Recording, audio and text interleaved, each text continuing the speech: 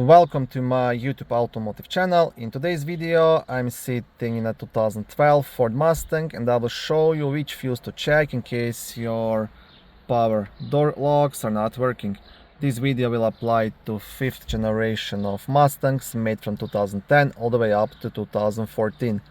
If this video was helpful, please consider supporting the channel by liking the video, subscribing to the channel or becoming a channel member.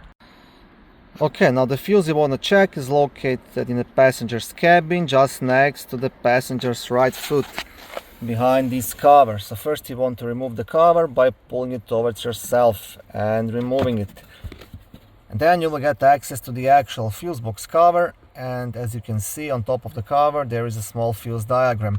To remove this cover you'll have two black tabs, one here and one on the opposite side. You want to press them at the same time and pull the cover towards yourself.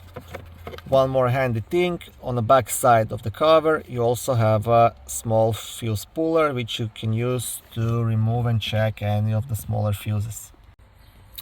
And the fuse you want to check, it's a fuse number 17, which is a 20 amp yellow fuse located right here.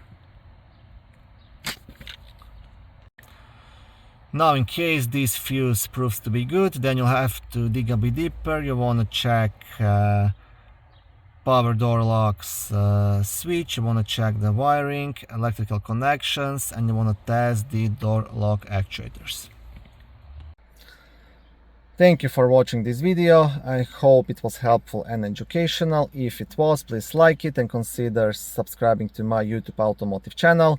On my channel there is lots of how-to videos, do-it-yourself videos, car reviews, product reviews and other similar automotive topics.